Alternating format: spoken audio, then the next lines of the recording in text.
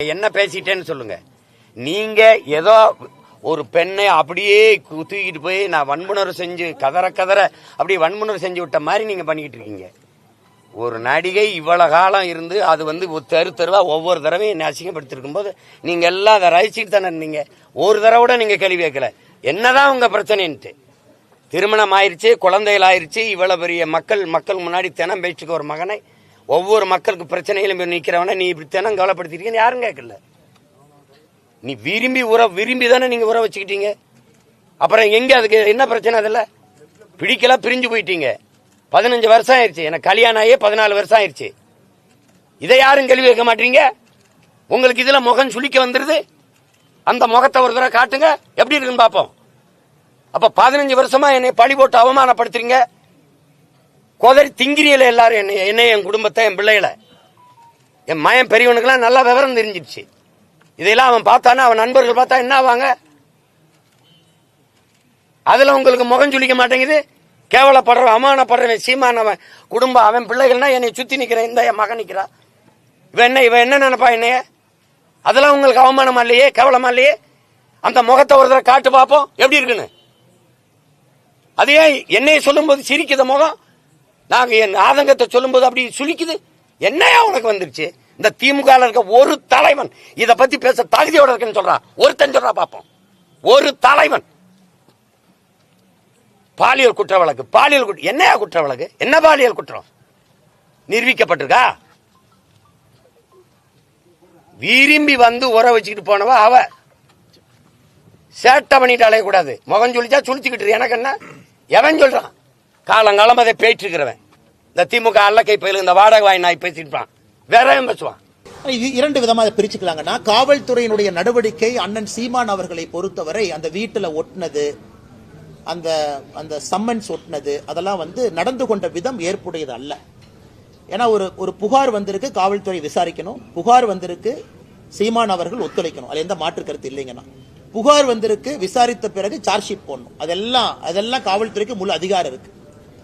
ஆனா நான் ஒரு சம்மனை ஒட்டினேன், சம்மனை யாரோ ஒருத்தர் கிழிச்சாங்க, அதனால அவரை நான் தூக்கிட்டு போனேன், அவரை போலீஸ் ஸ்டேஷன்ல போய் அவங்க என்னை அடிச்சாங்கன்னு போலீஸ் நானே கம்ப்ளைண்ட் கொடுத்தேன். எனக்கு அது ஏதோ ஒரு இடத்துல தமிழகத்தினுடைய காவல்துறை தன்னுடைய அதிகாரத்தை தவறாக பயன்படுத்துகின்றார்களோ என்கின்ற ஐயம் எனக்கு ஏற்பட்டுச்சு. ஏன்னா சம்மனை பொறுத்த வரைக்கும் எக்ஸ்பிளைன் பண்றாங்க. ஏன்னா பல பேர் பல கருத்துக்கள் சொல்றாங்க. சம்மன்கிறது என்ன அப்படின்னா, ஒரு காவல்துறை அதிகாரியோ ஒரு கோர்ட்டோ யாராவது நான் விசாரிக்கணும், அவங்கள்ட்ட ஒரு இன்ஃபர்மேஷன் இருக்கு, நான் கேதர் பண்ணணும் அப்படின்னா சம்மன் பண்ணி வர சொல்லுவாங்க.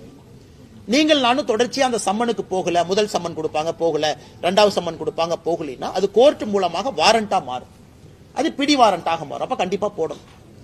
இன்னைக்கு சம்மன்ஸ் எப்படி ஆகி போச்சுனாங்கன்னா, எந்த விதத்திலும் அனுப்பலாம், இமெயில் அனுப்பலாம், வாட்ஸ்அப்ல அனுப்பலாம். சீமான் அவர்களை போன்ற அரசியல் தலைவர்கள் எங்க இருந்தாலும் அந்த லோக்கல் கான்ஸ்டபிள் மூலமா மேடைக்கு சர்வ் பண்ணலாம். அவர் கிருஷ்ணகிரி தர்மபுரி பக்கத்துல இருக்காருன்னா அங்க போய் சர்வ் பண்ணலாம். சோ வீட்டு வாசல்ல சர்வ் பண்றது எனக்கு புரியலீங்கன்னா, வீட்டுக்குள்ள போய் சீமான் அவர்கள் மனைவி கையில அந்த சம்மனை கொடுக்கலாம். அதான் முறை. வீட்டுக்குள்ள யார் இருக்காங்க அவங்க கையில சம்மனை கொடுத்து கையெழுத்து வாங்கி போட்டோ எடுத்துட்டு போவாங்க. நான் சம்மன் கொடுத்துட்டேன், நான் சம்மன் கொடுத்த பிறகு தப்பிச்சுட்டு போறாங்க அப்படின்னா அது வாரண்டா மாறும். இதுல எனக்கு ஆச்சரியம் என்னன்னா, கேட்ல ஒட்டுறது. கேட்ல யார்ட்ட ஒட்டுவாங்க? ப்ரொக்ளைம்ட் அஃபெண்டர் மேலதான் கேட்ல ஒட்டுவாங்க. அதாவது தேடப்படக்கூடிய குற்றவாளி கேட்ல ஒட்டுவாங்க. நான் பார்த்திருக்கேன். கோர்ட் ஒருத்தர் குற்றவாளின்னு சொல்லி எஸ்கேப் ஆயிட்டாங்க, அவங்கள வீட்டு வாசல்ல ஒட்டுவாங்க. P1 சொல்லுவாங்க, ப்ரொக்ளைம்ட் அஃபெண்டர். ஒரு சீமான் அவர்களுக்கு வீட்டு வாசல்ல ஒட்ட வேண்டிய அவசியம் இல்லை என்பது என்னுடைய கருத்து. சரி, ஒட்டியாச்சு, அதை கிழிச்சிட்டாங்க. எப்ப அதை ஆக்ட் பண்ணணும்னா, அடுத்த நாள் சீமான் அவர்கள் 11 மணிக்கு வரல அப்படின்னா தான் காவல்துறை நடவடிக்கை எடுக்கணும்.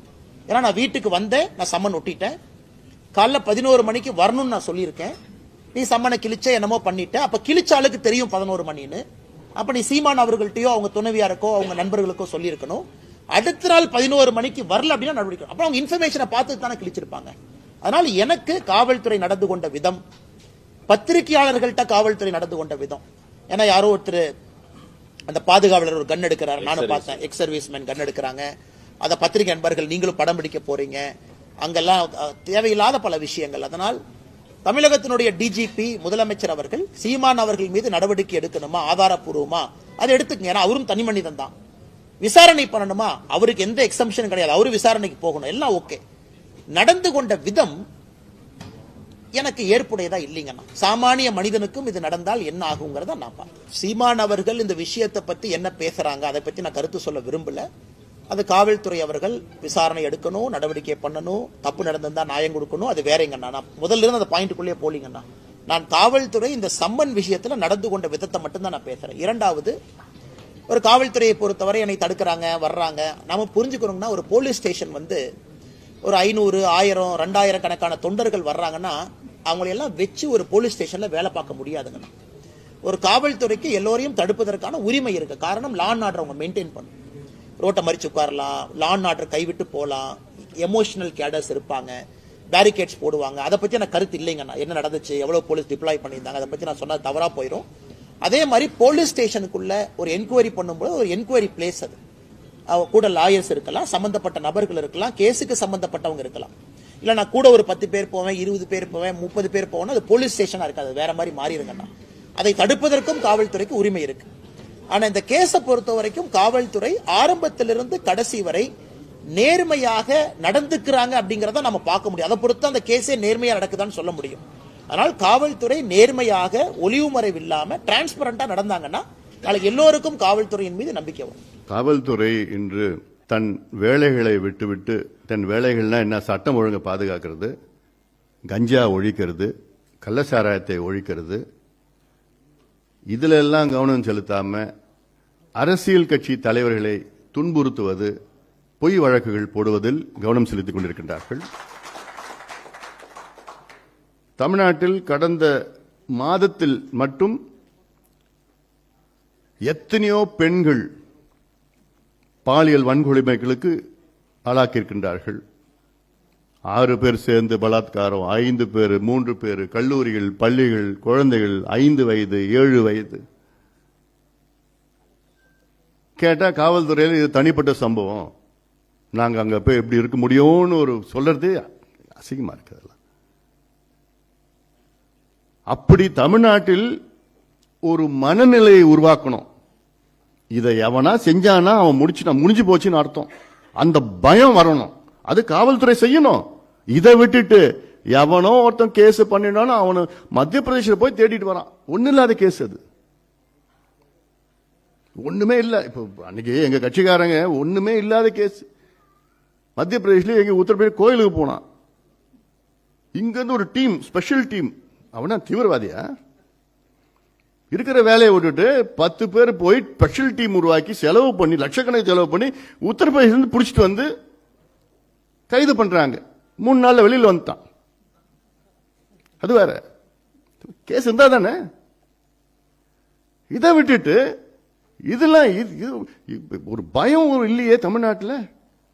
ஏன் இதெல்லாம் பெண்களுக்கு எதிரான வன்கொடுமை நடக்குதுங்க? கஞ்சா, போதை, மது, இதான்.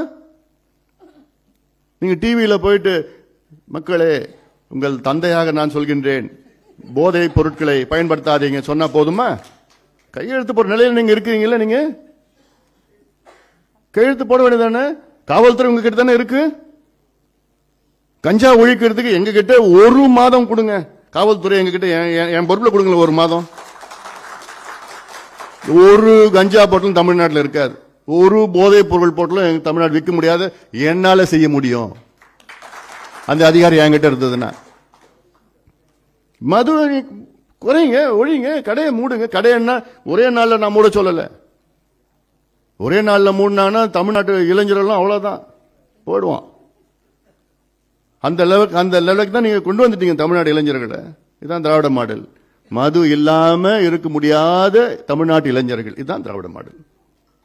குடிக்காம இருக்க முடியாது அவனால.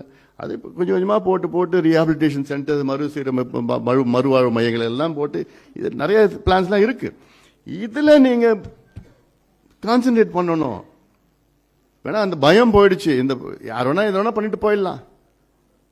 அண்ணா பல்கலைக்கழகம் போன்ற எவ்வளவு உதாரணங்கள் இருக்கு. கடலூர்ல கூட நம்ம பொருளாளர் சொன்னாங்க இதே ஒரு சம்பவம். கடலூர்ல நிறைய வெளியில வரமாட்டுது, பயப்படுறாங்க, குடும்பம் பயப்படுறாங்க. அவன் பெண்ணுடைய எதிர்காலம் போயிடும் எல்லாம் இருக்குதா இல்ல. அப்போ இதுல கவனம் செலுத்தணும்.